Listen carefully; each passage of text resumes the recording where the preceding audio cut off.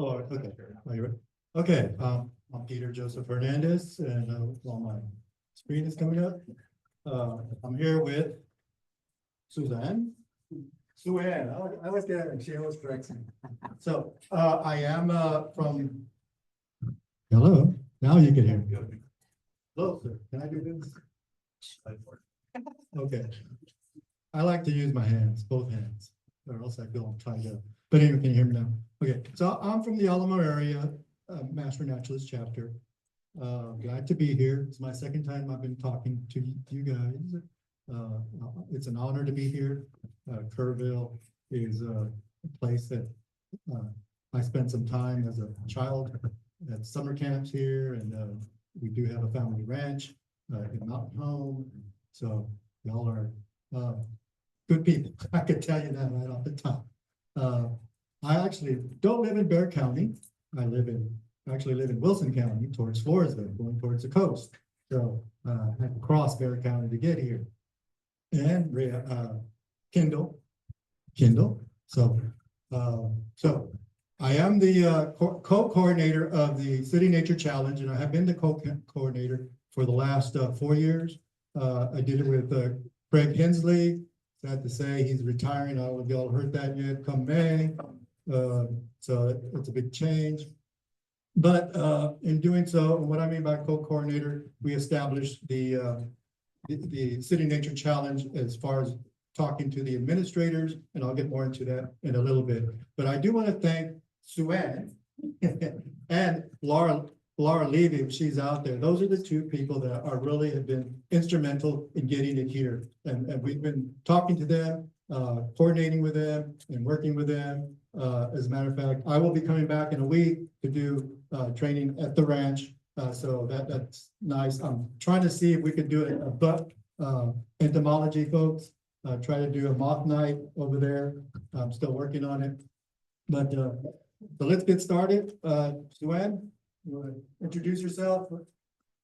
Okay, I'm Suanne Pyle. I've been a part of this chapter for about 2.5 years. I moved here from the coast, so I was part of the South Texas chapter. That's where I took my training in 2020. I've been doing the City Nature Challenge since 2020, and I got involved last year on helping coordinate and get people to volunteer and stuff. I enjoy it a lot. Birding is my main passion, but as I've become a master naturalist, I have become a lot more interested in other nature, and I find I can actually even recognize some plants now, which I never could before. So I appreciate Peter Joseph and the Alamo Area chapter for taking the lead on this, but they have been worked really hard to make sure that all areas can participate, and he's going to tell you all about that.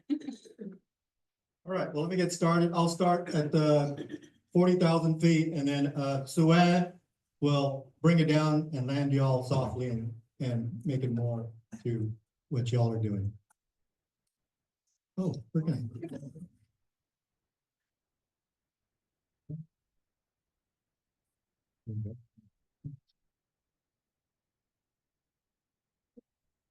Go blow. Yeah, let's see. Okay. All right. Let me just level set there. I know y'all have been doing training now. Suanne and Laura have been doing training, and that's awesome. And that's what we really want to make sure that is going on. The app.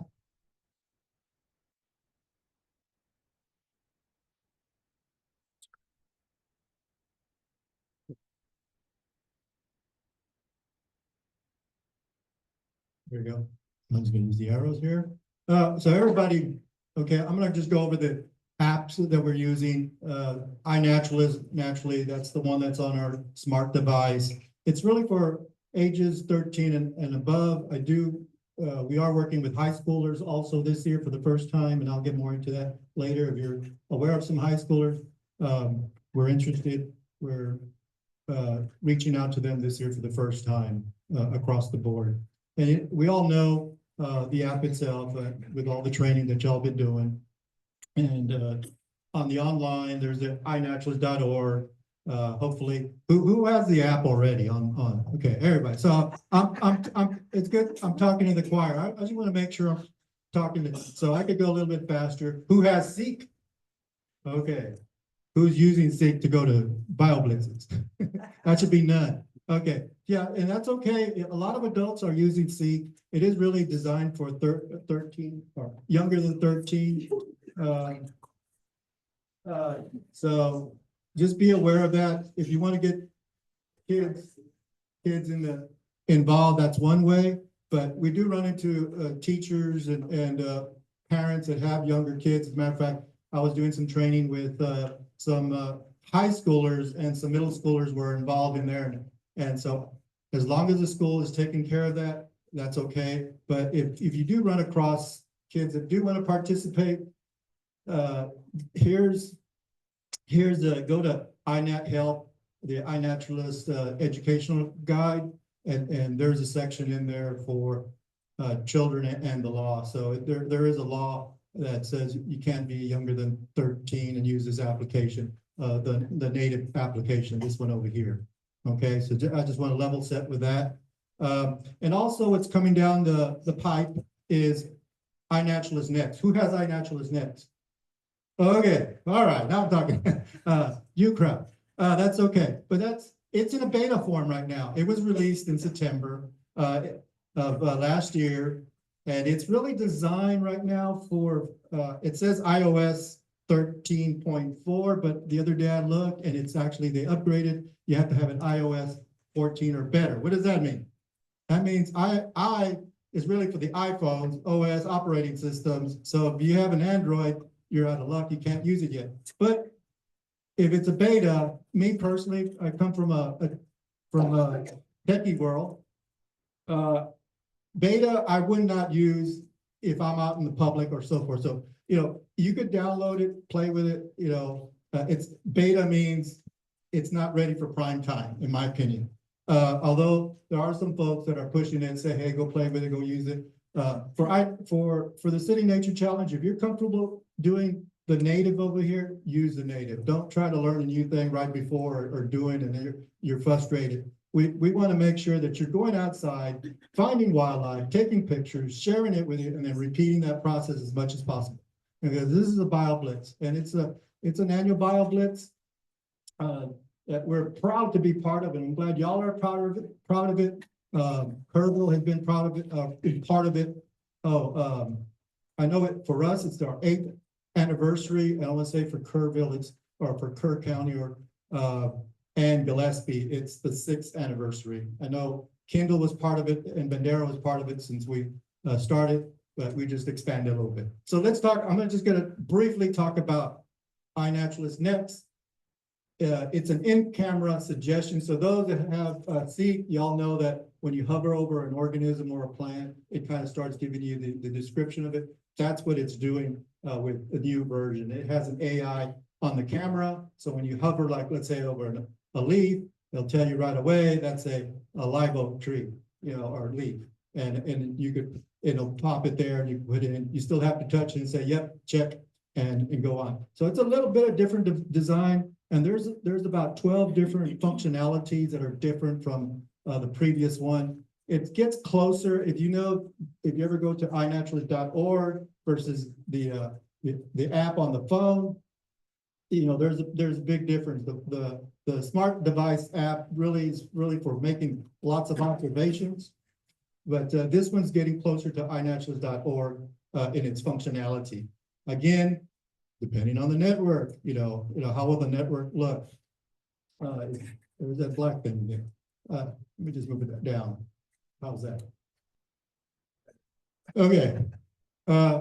So it is, and I'm just gonna, I didn't come here to train anybody, but if you do need some training or need some advice, I recommend you talk to Suanne or Laura Levy. They're the pros in your area. Here we go again. Use the arrow keys. Huh? Use the arrow keys. Yeah, yeah, that's what I'm using. There it is.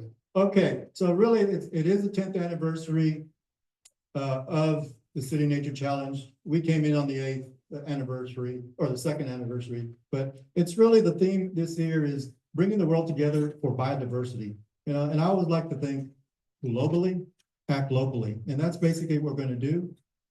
So let me just give you some history. I don't know if y'all seen this history. Back in 2016, it was 2 cities that actually that created that was of San Francisco and LA. They actually hosted the first city nature challenge, and all of a sudden everybody kind of liked that idea. It went to 16 the next year. Three cities from Texas participated. We weren't selected. I don't know why, but Austin, Houston, and Dallas were part of that, and we came in on when it went globally. So it was nationally here, globally here, and then as it trucked, it got bigger and bigger and bigger. Last year, we were 690 cities across the globe that actually participated. And this year, the target is, they targeted 800 cities, but looking at the list, because I do have privilege to go look at who's who in there, and actually the project for the global is already out, and you could go look. It's a little bit less than well, it was set at 740, but you go look at all the errors, because what the global administrators have to do is say, hey, your project has to be tweaked for certain things, and you know the location's not right, you don't have certain requirements that we want. So we met all those requirements here. I would say all the Texas cities have, and we're all in there. When I say all, that's 14 cities are participating in Texas, and there's 51 countries. Last year, there was about 2.4 million. Remember that number, because I'm going to talk about it again right here. So this is kind of the pulse of what's happening with the City Nature Challenge. And really what they're trying to do is take a picture of the world as much as they can, what the biodiversity is going on, and snapshot. So every end of April, there's a snapshot of biodiversity going on across the globe, and we're just participating. And I'm glad y'all are here with it, participating with us. And let me just explain some of these pulses. Naturally, it started off, iNaturalist wasn't being used. I know when I started it, I joined back in 2015. I really didn't take to it like duck on the water, but eventually, actually, I didn't start using it fully until I saw some challenge, and it was just that challenge spurred me to do something back in 2018, and it was somebody giving me a little piece of paper and said, hey, there's a City Nature Challenge. Well, that's worth going, you know, on my time and doing some citizen science work and so forth. I don't mind, and that pulse kind of increased every year. And what they're looking at, if you look at this blue up here, it's all the observations that people are making each segment of that weekend. And whether it's right, wrong, or indifferent, as long as they say share, they may be missing the date, they may be missing the picture, they may be missing something. And that's just everything that's happening, all the observations. Technically, I don't like people just saying, do I need to admit that person? I got it. So that's not what we're trying for. Just we're not going for quantity, we're going for quality.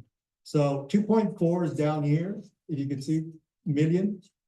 So there's a big difference, and that difference tells me something. You know, me looking at it is, hey, there's a lot of garbage in, garbage out. And really what we really train for is, and if you do train other people, and hopefully you do, you go talk to your neighbor, your friends, or get them involved, get them looking at nature.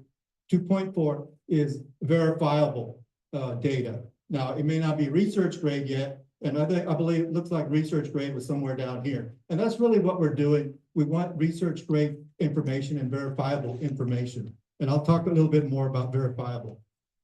So we have on verifiable, that means it has a clear photo, it has a date, time, location, and that's all doable. And it could be identified down to a genus, to a species level. Okay.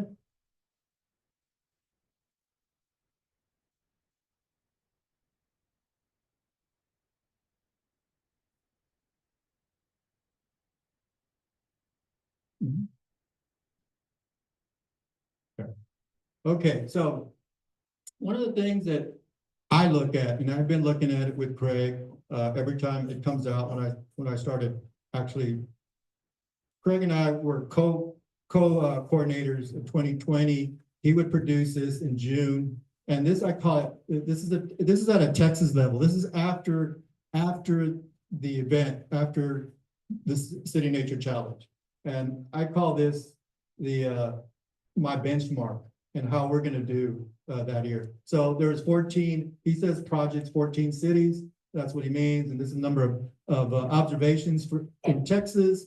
And this is, I'm talking 2024, the Texas observers, and so forth, identifiers, and 96 of observations went verifiable. Again, verifiable. I like the word verifiable, 96%. That is a good number. That means verifiable. It has all the information. Maybe somebody hasn't looked at it to ID it. So that's a good goal. That means that means that other 4% people are not doing cultivated or captive, taking pictures of their chickens or the horses or the cows.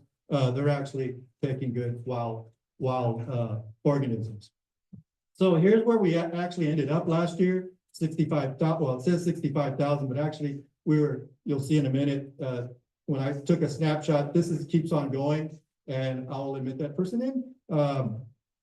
So it's one thing that will happen if people keep on, oh, I did take pictures that weekend, but and it's like already December, they're still putting them in, and I still see that today. So we actually ended up with about 1,000 less than that. But anyway, you can see how we kind of jumped the gun on everybody. It was the first time we actually won in Texas with organization, with Laura and Suanne last year. We all came together, and we met regularly, and we kind of plotted out what we're going to do. We helped each other. Did you need this, that, or the other? And we're a pretty good team, and we still are a good team. Where we just wanted to pass Dallas and Houston. Well, we passed everybody in the nation. We passed. We're number one in the nation. Last year there was about 48 cities that participated. I was impressed. My son lives in Washington, D.C. They had won 1 year, I think, first place in the nation. That we smoked all records that were possible, and this is just in observations. But there's more to City Nature Challenge, just making observations. And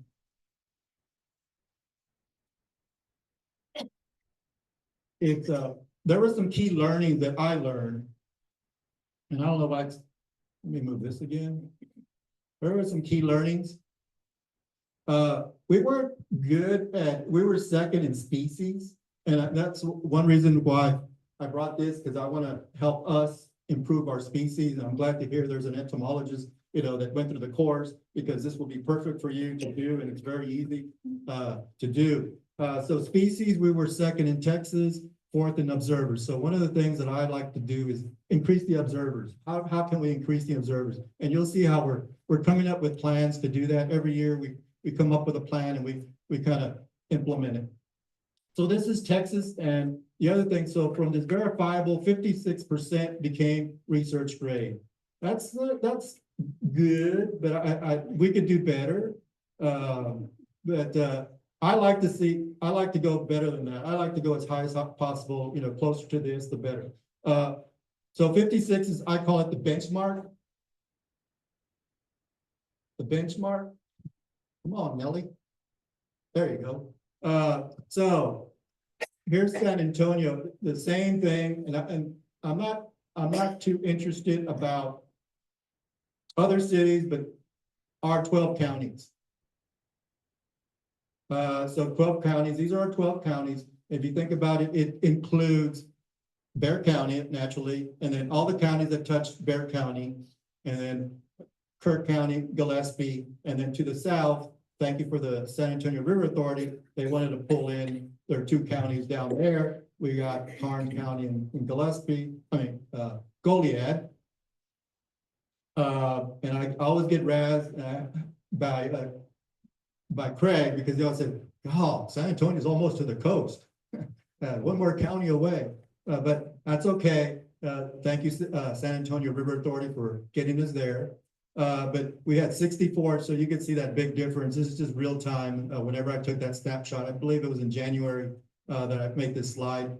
64. The other thing, number of observers, we're 1,300. We would like to reach 2025 or for the year 2025 observers this year. We hit 96% of verifiable, which is good.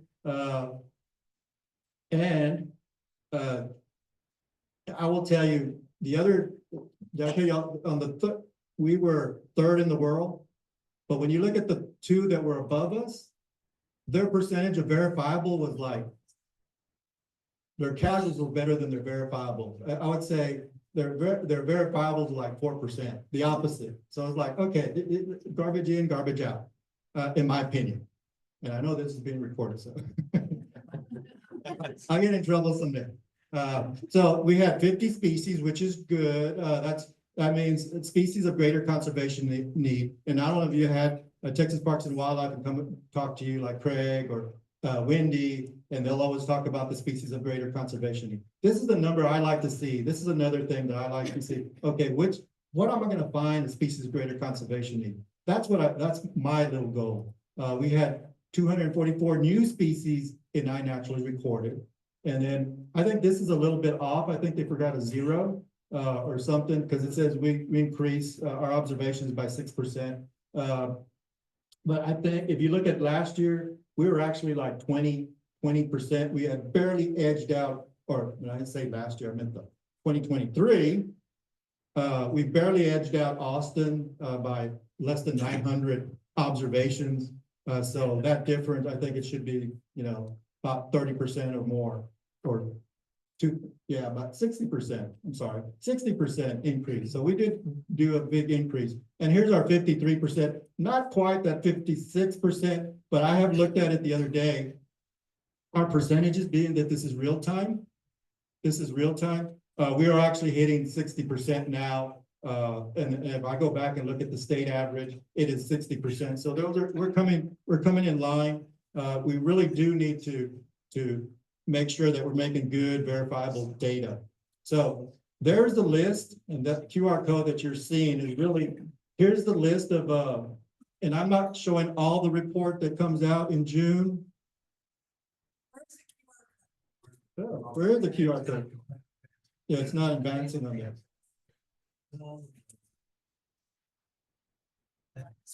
What I'm saying is not there. Okay. Yeah, it's invisible. Okay. See, I'm seeing something that's, oh, it says, please move. Well, that's where it's. Okay. I don't know why it's. Yeah. Okay, let me move on. There's some data there that you can't see over here. You can't even see my laser. Oh, I didn't know that. Okay. You're not seeing those either.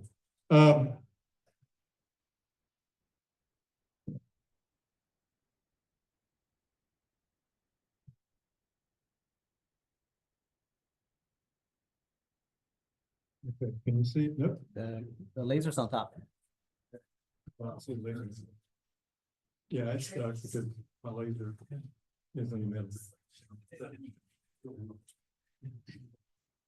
Okay, well, let me just wing it here a little bit. So the species of greater conservation needs is really what we're, as Master Naturalists, we should be looking for. We did hit 50.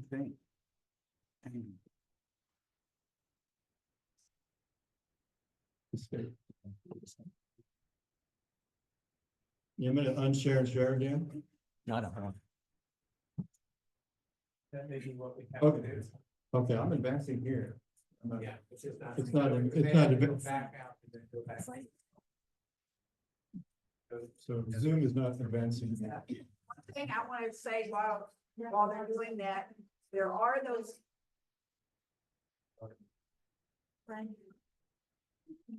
There are those counties that are listed there. However, according to what our Hill Country says there are certain counties we can count stuff and certain counties we can't. And so what we can count, this is what I have been told, is Kerr, Gillespie, Kendall, Bear, parts of Medina, and Comal, I think is where you can count volunteer hours. Now, hours will count, I mean, the observations will count in any of the 12 counties. But you can't claim Hill Country Texas Master Naturalist hours. You can only claim them in the 6 that I said. Does that make sense? Like San Saba. Yeah, San Saba or Wilson, because that's not Hill Country. Oh, Bandera, that's the one I forgot. Thank you. Okay, yeah, Bandera. I was forgetting one. I have it written down over there, but because I knew I would forget one. But just so that you don't, I don't want you to go to, one of those other counties and then it not count. So do as many as you want, anywhere you want, but if you want Hill Country time, then do it in those, what was it, 6? Okay. Can I say something? Thank to you. that effect? I would look at, and I'm not gonna say what the chapter, got mine. Look at at the state level, what the requirements are. And, all right, it's back. We're back in business. Okay, now we're getting censored. Okay. When people enter Zoom, that little bar comes up. We haven't figured out why, but it does. Okay, yeah, just look at the state document on iNaturalist, and on there, there's no, the only requirement I know in Alamo is you don't do it at home. You don't do it at the zoo, and you don't do it in, but anyway, that's y'all's business, not mine. But here's what we saw as pieces of greater conservation need in 2024 in our area, those 12 counties.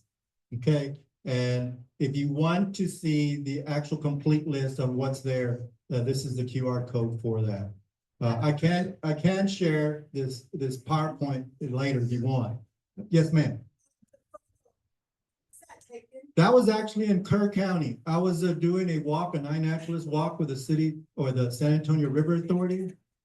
And one of the things that I do when I travel, we did our walk, and it was at Encino Creek Parkway in Kennedy, Texas. I like to, okay, I'm here, I'm not gonna go straight home. I look to see where I could go make some observations. And one of the things that, and I don't know if birders do this a lot, I look at cemeteries. They're nice and quiet, nobody will bug you, everybody's calm. So, and I just so happened to walk into this, or drive into this cemetery, which is a big cemetery, about 4 city blocks, and all of a sudden I drive in real slow, and I'll see some cats. And I said, oh, dang, I see the little kittens, and I said, dang, there's feral cats here. And all of a sudden a mama shows up, looks at me, and so there was a family of 5. You don't see the other kitten. There was actually another kitten there further back. I cropped that one out, and Dad was looked like already was leading the charge. That's where that was, Kennedy. It was an awesome sight. I was just like, whoa. Yeah. So that's one of my tricks, is also go to cemeteries. Moving again.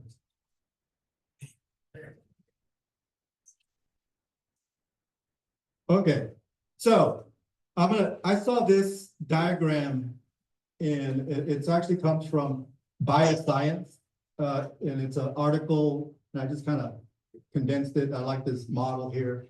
Kind of talks about how biodiversity or bioblitzes actually work for behind the scenes biologists and so forth. And this paper was actually written in Australia. What's the one with the big arch? No, that's, well, close. Melbourne. It doesn't have the arch. Yeah.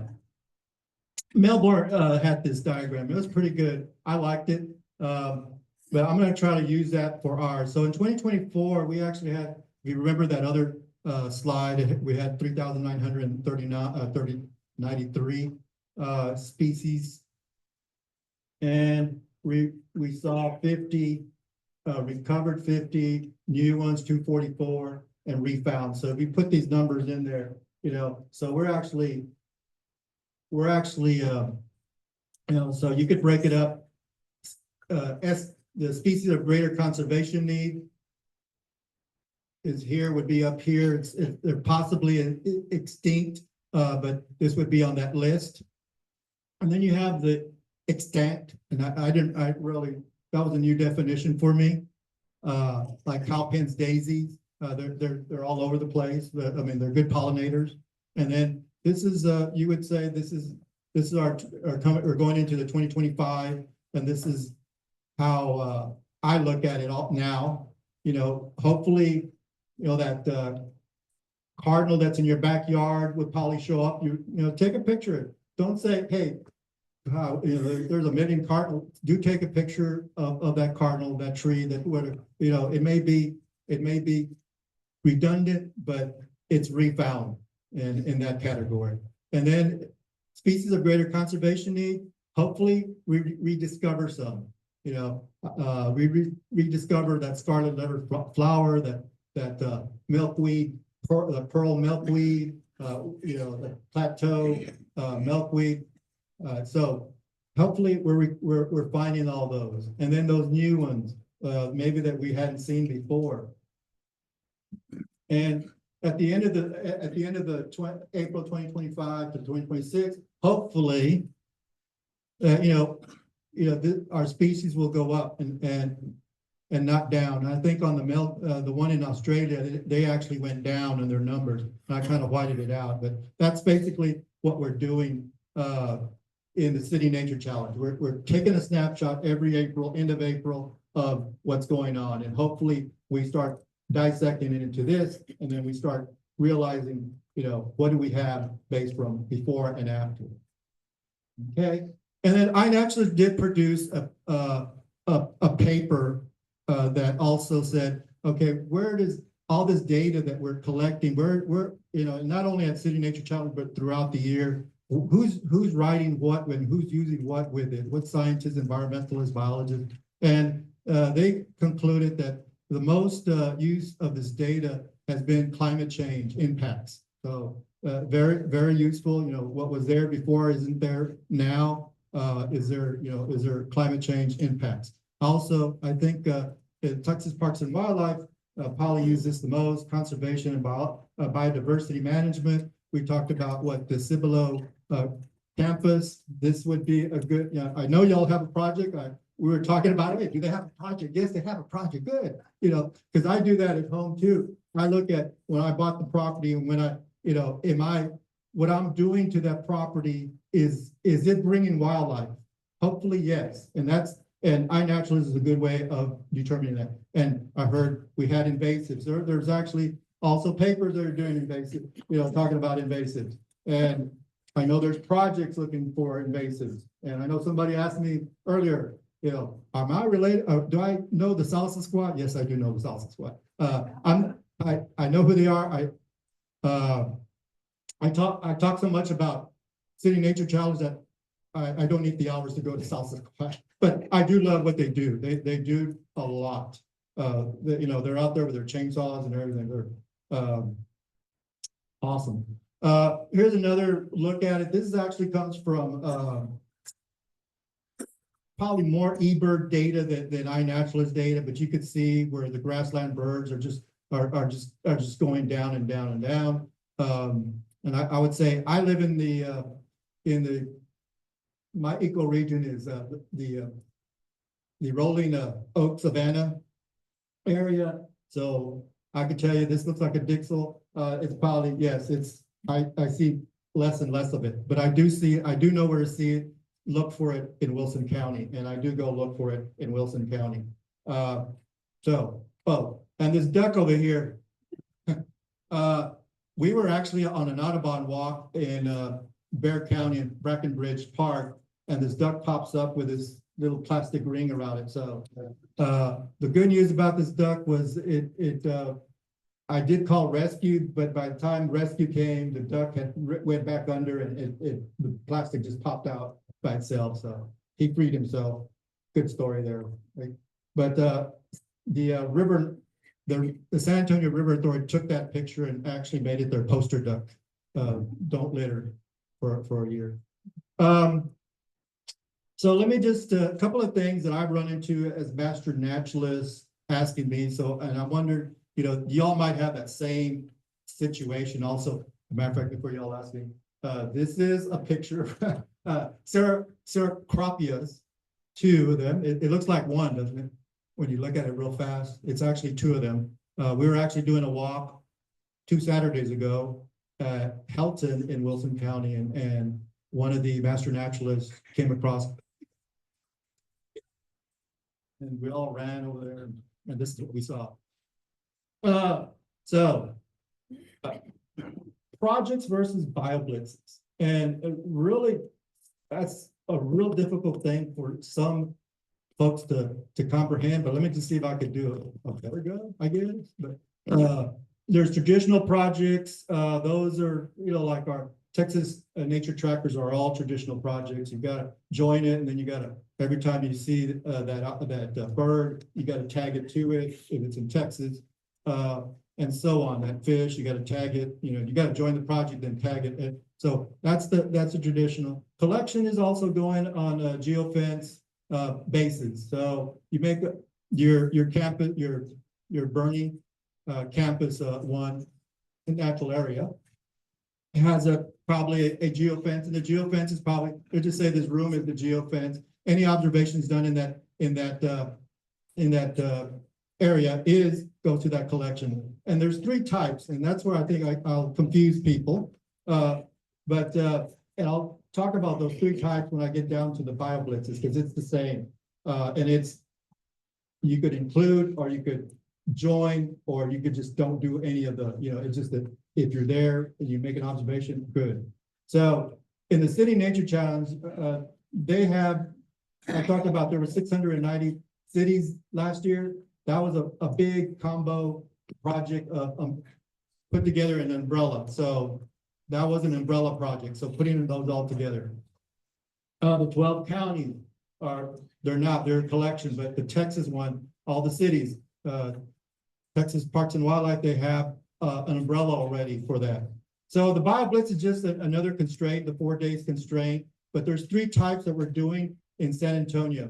There's the collection, the San Antonio Metro BioBlitz, and that's one project. And whether, as long as you're in those 12 counties, whether you know the project is going on or the BioBlitz is going on, it will collect to that one. And also a second one is where the administrator could control, whoever makes that project could control who could be in that project. And we do that with, and you'll hear this, CNC team tournament. And I don't know if anybody participated in team tournament last year. I meant to bring that poster in here. I think Laura Levy did. That's okay. By the time you come back, you're good. All I'm saying is what we've done, we try to make it fun. It was, I guess, when we first started, it was fun competing against cities, but after a while it got dull competing with Austin and Houston and so forth. So we kind of said, let's compete. One of the guys in our committee said, hey, why don't we just do team tournaments like they do, like the Bird Classic. So we're kind of emulating the Bird Classic with a team tournament. So, and here where we could, you could see team tournament is actually all these. So we kind of broke those into teams, and people join as a team, teams of 6. And there's a form that you can fill out just like the Bird Classic. And number 1 got an award, and there's some pictures. I think Suanne's going to show those later. And that's what we did. That was one. So we kind of gamified it a bit. The other thing that we're doing, and I don't know if you can see this with that little sensor bar. I call it the sensor bar. There you go. Members only project. And I know as Master Naturalist Hill Country, your chapter has their own chapter project, and it's a members only. So you got to go in and join it. And I recommend, if you haven't joined it, join it. Because I'm gonna show you something in a little bit. You want to join it, and I want y'all to participate, whether it's in your backyard or whether it's in, across the street, as long as you're in the zone that you wanted, that y'all talked about. Okay, so that's projects and bioblitzes. Any questions there? Okay, pretty. I think it's a lot of, folks get a lot of problems with that.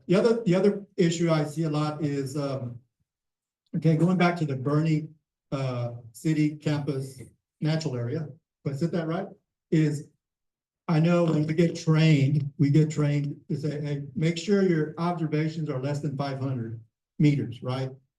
But there's another twist, and I know that's in the documentation for the state, Texas Parks and Wildlife, or the Texas Master Naturalist documentation on iNaturalist, and it said it has to be less than 500 meters, which is good for them to take that data and to put it in. But there's another catch that we ran into, and I know a lot of folks.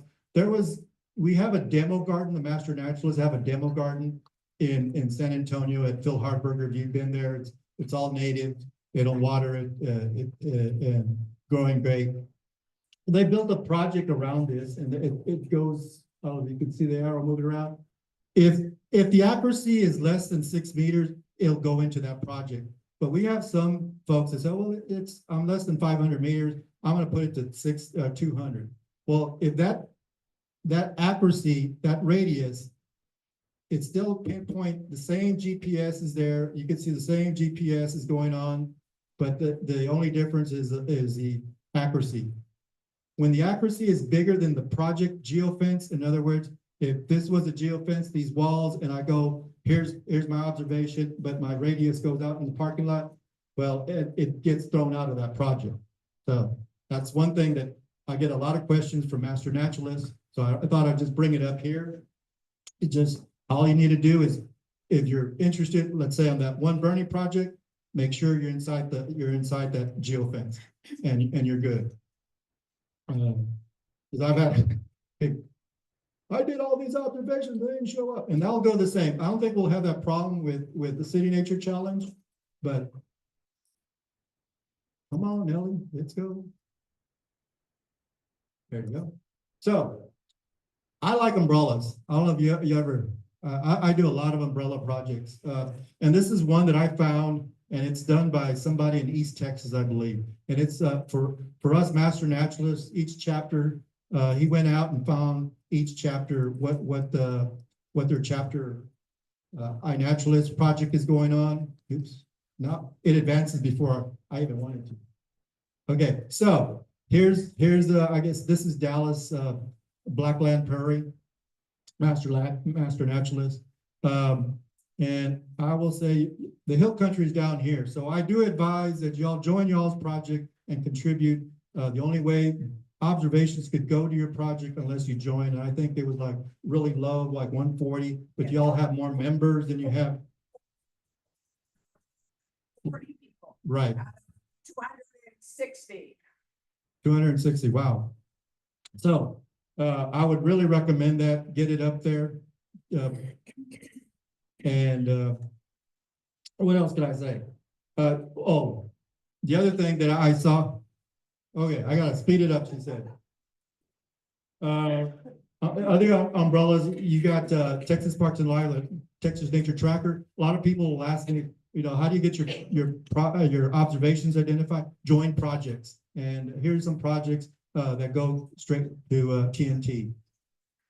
Other thing, one thing I do recommend, I know y'all are going to start a new class. One thing that we started several classes ago, we have each class do their own bioblitz. And that kind of creates competition with, this is just the whole class with the same number, but each class 50, class 49, they all seem to be increasing and getting better and better each year. They don't do must join, they actually put the IDs of each of those students. So that's a recommendation. The project, for the City Nature Challenge, it is in 31 days. That is our project. You could join it. I like to tell people to join it, although, yes, you don't, it's optional, but it's like RSVPing to a party. And we'll send out notes. Again, here's the project location. This year, the administrators asked that apparently some cities had this problem. They're taking pictures of dogs, cats, and humans and getting observations. So every city is now putting that in there. Okay, yeah, oh my God is right. So this is our area. This is what is actually mapped. As long as you're in that area, as long as you don't do a radius out to Austin, it won't count. I know we had that issue. Somebody in Austin, I guess the Guadalupe River kind of goes around here. And I guess his ranch, or, it had rain and what the boundaries are on the map and where he was on our side, but I didn't want to tell him that. All his observations went to us. The boundary set on here, whether the river moves or not. But I know he sent me a note. What I did want to get to is this. This is one of our new things that we're trying to get more people. We do want observations to be done starting at home, go to events, and so forth. So this is what we call our moth tent, or used to be our moth tent. No, it isn't a Kia wardrobe. We did have somebody show up at a Kia and said, "Hey, do y'all sell that moth tent? Where is that moth? I can't find it." It's actually a wardrobe. Okay, so there's a QR code. I do have a printed copy if y'all want to take a picture of it, but it's real easy to set up. You can turn on the lights. The lights come from Amazon. UV lights, they're party lights. What can I say? Party with the moths and night lights. This phone light is actually just to brighten it up. I use this one right here. No, go ahead. Yeah, go ahead and light it up. Yeah, and I use this when I take my pictures. I actually turn this on to take my pictures with my phone. So I used to use my camera. So I would take a picture with my camera and phone, and just it just came out better. We can't hear you on Zoom. So it was just a better way of taking pictures with the light on. Okay, so that's a moth, what we call a basic black light deal. Craig had went to one of our events and he came up with his PVC, just simple PVC, put a sheet over it. And now he has a mercury light. Those are a little bit more expensive. He got it rigged by an electrician and everything, and you had to be within 100 feet from the building. The light does attract more bugs or more moths, insects, but it's a little bit more expensive. You got to be careful on transporting it. He had a way of flipping that over, and you see the bucket underneath, and that's how we would transport it, make sure it wouldn't crack or so forth, but very effective. Okay, and that's there at Phil Harbor. You could kind of see the light and then the UV lights. Okay, but this is real simple. I like it. So real quick, our goal. So we have our City Nature Challenge, and we have all these cities right now, probably around 740, 720 number of cities. There's about 50 cities in the US, and then we're part of the Texas Challenge, City Nature Challenge, sponsored by the Texas Parks and Wildlife. And then we have our San Antonio Metro, and you saw the frog, the bullfrog. That's one project there. Our goal is to hit 2025 observations. We talked about our locations, all our counties, and we do have 2 parks, the Lost Maples and Enchanted Rock. The whole park is, I know they kind of flow into, and Palmetto, they flow into another county, but the whole park is part of our area. And then what we're doing, we're kind of gamifying it. And this is, I think, what we do very good at. We're very good as a team. This year we started Campus Nature Challenge. If you have any high schoolers or high school groups that want to join, let us know. We don't have anybody from this area. We are working with a group called Students of Service. they're actually counting the service hours, and they have some training. So all these that are in yellow, you have to join just like your chapter project. So there's a community one, and that's where we do have Suanne is heading on the Master Naturalist for the Hill Country. Y'all have your own project that y'all going to be a part of the community, and you're going to be competing with the Native Plant Society, the Master Naturalists of San Antonio. Lindheimer's joined. Lindheimer thinks they're going to join. They're going to win it this year for the Civic, for all the Master Naturalists. So we're actually creating some friendly competition. That's all we're doing. And I talked about the team tournament.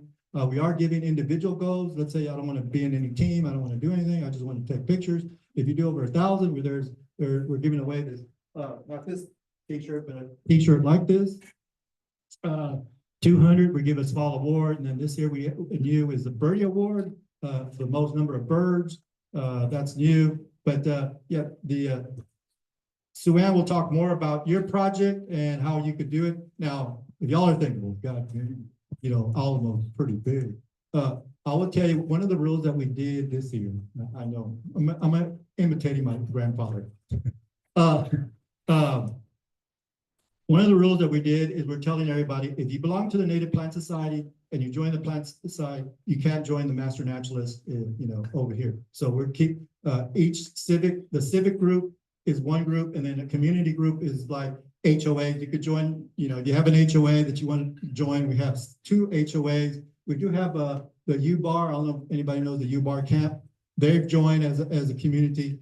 So if you have, so different communities could join as a community. You can still you could still join your Master Naturalist. You could still join a community. And if you have you know, a corporation, or first, we do have like Toyota coming in, REI, several corporations. There is Ernst & Young. They're all competing, the River Authority staff. So they're all competing on their own over here as far as like a workplace or corporation.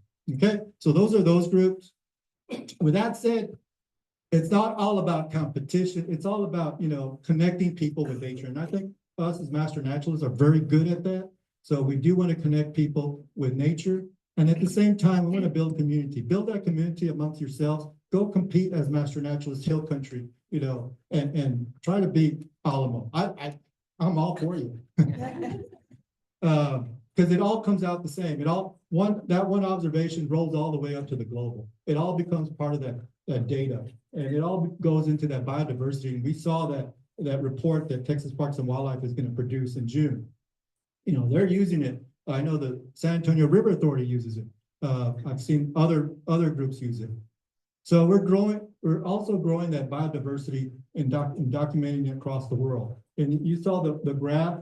You know, one of the things that I didn't point out in that graph, how it pulses, and that behind that pulse, there's like a little plateau. We want that plateau to be a little bit closer to the top. So that's where we're building more documentation and people making those documentations across the globe. Also, and just have some friendly competition amongst ourselves. Okay, with that, I will turn it over. I hope I gave you some time to talk. Okay, I do want to tell all of you that we do have, or we are in the process of having 2 of these moth tents set up outside. So when you leave here, feel free to stop and look at them. We are not capturing any of the moths or anything. We're just going to look at them, take pictures of them, post it on iNaturalist. But we will be set up outside as soon as the meeting is over. So please stop and see us. Okay, these are actual iNaturalist pictures.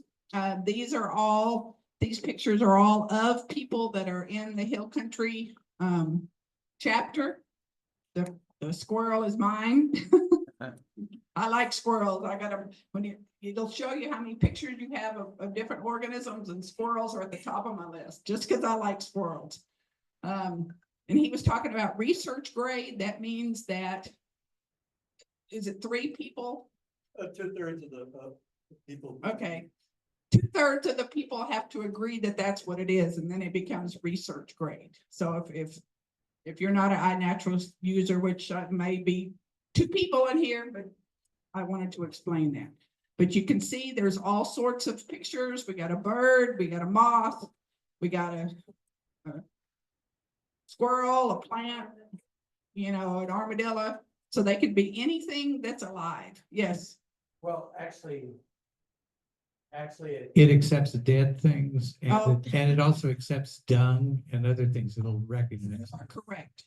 You are correct. You can put a nest, you can put scat, you can put, I see a lot of nests because I do the Texas Nature Trackers. I'm a curator for that program. And one of the birds that I do is cactus wrens, so I see a lot of nests. But thank you for that, because that is true. And you can put things that are dead after the ice storm that we had in, what year was that, 21? The horrible ice storm. They actually had a project that was made just to track deaths from that. And so I was out taking pictures of all sorts of dead things, which I didn't like. Okay, this is the same thing that he said, so I'm just gonna go ahead and move on. Okay, our 3 goals: increase the number of observers, increase the observations per observer, and increase our impact on biodiversity. That is the 3 goals of our project this year. And that's the question, how are we gonna do it? Peter Joseph kind of hit on that, but I'm gonna tell you the details. As he said, observer-wise, we were very low. That's us next to the second from the bottom. It's amazing that we had as many observations as we did because our observers were very low. That means that everybody that some of the people we had observed a whole lot of stuff. I think we had 13 people, maybe 12, that had over 1,000 observations each. 11? Okay, yeah, it's on the paper right there. So that's pretty incredible. I was not one of them. Yeah, I had 314. Okay, this is the Hill Country Project, the year-round one that's there all the time. This is a map of where the observations are made. You can see that some of the counties are very well covered and some of them are not covered well at all. So we need to be getting some more observations in those Mason and Menard and that's on San Saba up there. And the QR code, that is to join, well, that takes you to the year-round project. That's not the CNC project, it's the year-round project. So if all of you want to join that right now, that would be great. Like I said, I think there's 40 people that are in that project.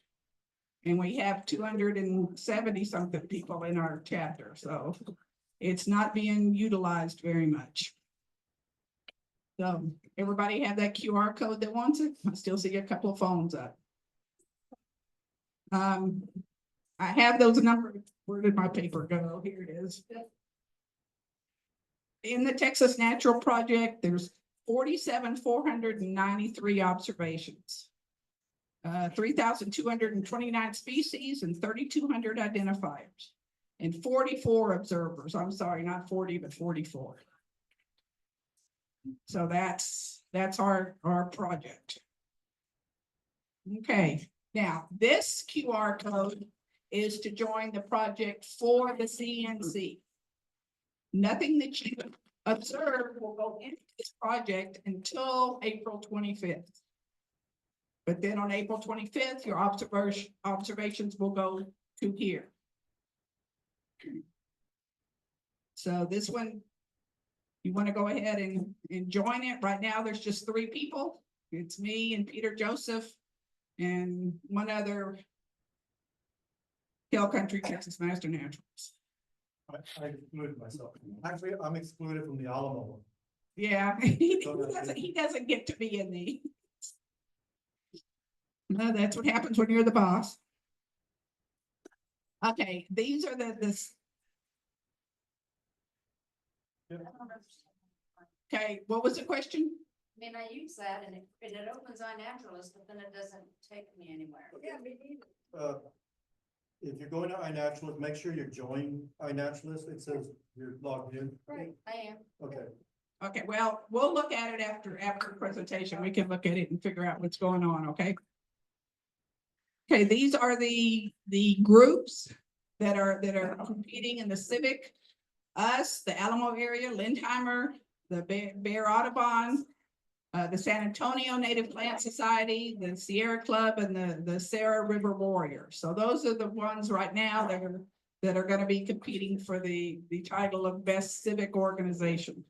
Then as you see, there's some community challenges there. If you have a community that you would like to, enter, then go for it. We got 2 HOAs and then the U-Bar camp. He said also we're having the college, there's a college division and a high school division. All of these high schools so far are in San Antonio. If you have any contacts with a high school, a biology teacher, you want to talk to them, see if they want to join, it's not too late. We still have, 31 days. So also Shriner is not on this list. So if you have a connection with Shriner and you would maybe talk to them about maybe getting one of their classes to participate, that would be great to add them. Okay, so here are the people that are in the 1,000 Observations Club. There's Laura Levy in the front.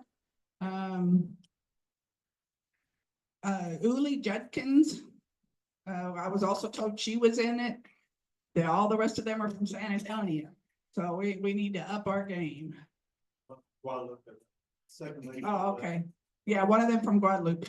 Now, unfortunately, and I can't believe my daughter did this because she is a Texas Master Naturalist, but she's getting married on April 26th in Dallas.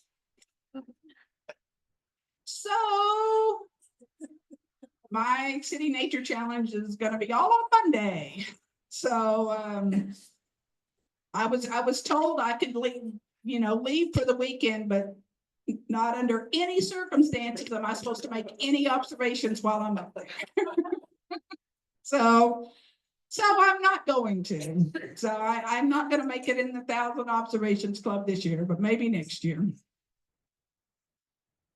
Okay, the team tournament. Team can be 2 to 6 people. Register before April 25th, and then go out and do observations. So, however many you want, there's a QR code there to register a team, but you can also go to our website, cnc-sa.org. And it's going to be up later. So that was the champion with the most number of species. And then this was the team champion with the most number of observations. And there's several staff members there, and that's why there's more than 6 people. Okay, they made half, the teams made half of all the observations that were made. So that's the teams were very successful. Of course, I think 2 or 3 people in here were some of the 1,000 number people. So I'm holding it wrong. Oh, okay, I'm sorry. Okay, the second one, increase our impact on biodiversity. Actually, I think that's the third one. Again, these are pictures from the Hill Country Master Naturalist project. Again, just showing the variety that we have and what all that you can put up there. Photography. You can see I have, that's my cardinal picture just to show for a cardinal, it's not really important that you get multiple shots because everybody knows what a cardinal looks like, but especially plants, try to get the bark, the seeds, the underside of the leaves, try to get as much as you can to identify that plant for people to look at. And make sure, as we said, that it's only wild organisms. Don't take pictures of stuff you planted.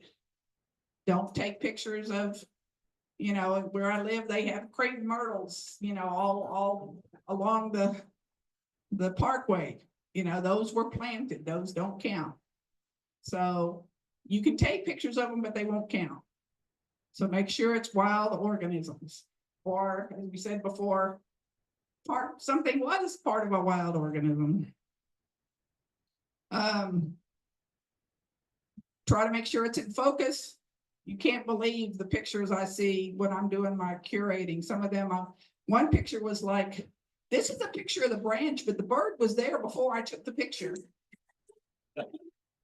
You know, and it was like, I'm sorry, I cannot agree with you on that because there is no bird. Okay, identification is a very important part of the process. Even if you can't get out and take lots of pictures, ID the pictures that other people took. Because as Peter Joseph said, we want to get that research grade up as high as possible. And it doesn't help if we take hundreds and thousands of pictures, but nobody ever goes and ID them. This was an ID party from last year. There's 2 of them that they have in San Antonio area. We could have one in this area if somebody would like to talk about that. That would be great. So if anybody would like to, I think it would be fun to have one here instead of having to drive to San Antonio to do it. Okay. We're trying to increase. Am I doing it again? Okay. We're trying to increase the species by doing aquatic events. Blacklight events. They're having an aquatic event. Still not here. Still not working right. They're having an aquatic event at Guadalupe River State Park, which I think will be cool, and hopefully they'll find some new stuff for us.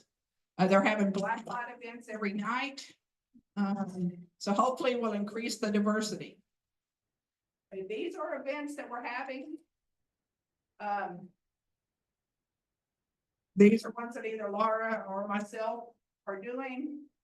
March 29th here in Kerrville, April 3rd at Los Maples, April 5th at Mountain Home, and April 12th at James Keel Park in Comfort. I really hope you come to that last one because that's the one I'm doing and I need people to come.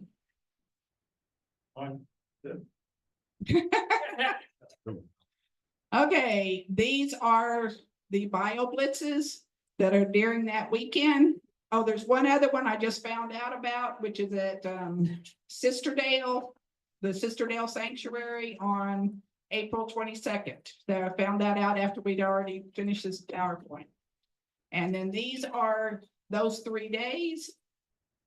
There's also one on April 26th and 27th at Honey Creek State Natural Area that are not on here because again, I found out about them. The one I'm doing is on April 28th at Joshua Springs. So again, please come because I need people.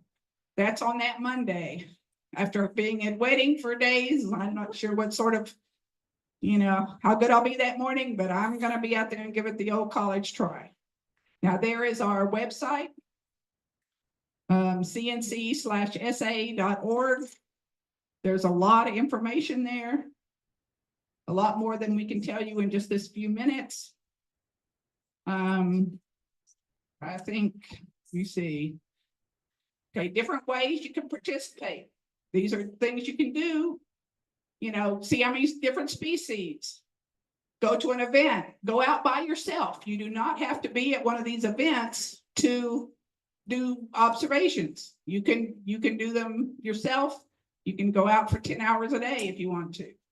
Go to a new place, take good pictures, get people to go out with you. I was just trying to recruit a friend of mine yesterday at lunch. Join a team or join the community challenge. Go to an ID party and identify other people's observations. I think all of those we already said more than once, but repeating. Okay, we're having a kickoff event on Friday. It's at Phil Hardberger Park.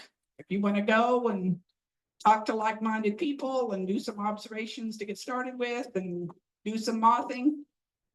They'll be there at Phil Hardberger Park in San Antonio. Okay, as he said, we were the national champions. Those were some of the prizes we gave out. If you want to volunteer at some of these things, we need volunteers, so that's what the QR there is, to volunteer. If you want to volunteer at the kickoff or the ID party, or if you just, want to do something else.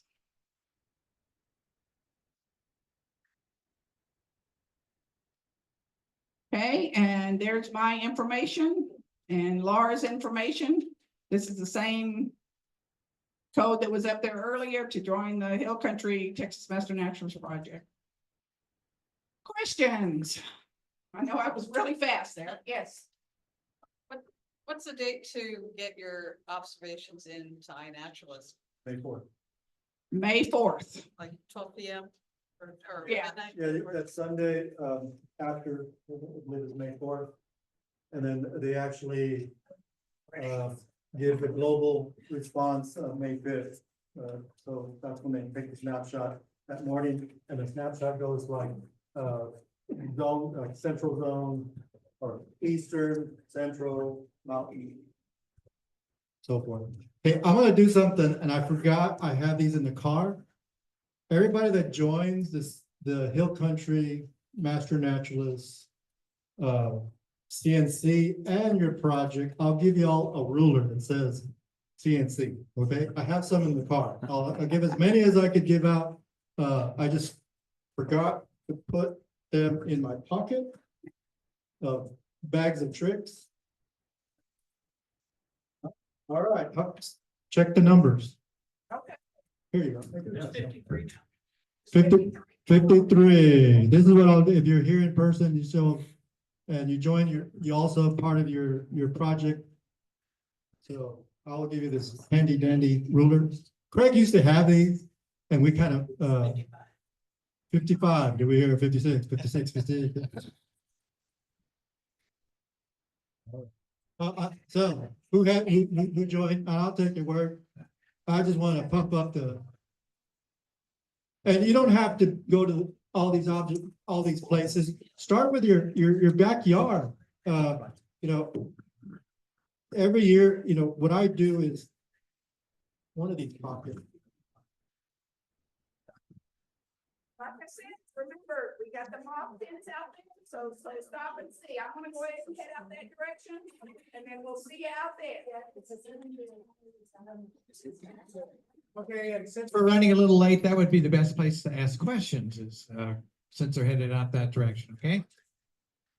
And come back, of course, next month, our topic is gonna be fire. Everybody will want to be here or on Zoom. We have one more gift to give. Oh,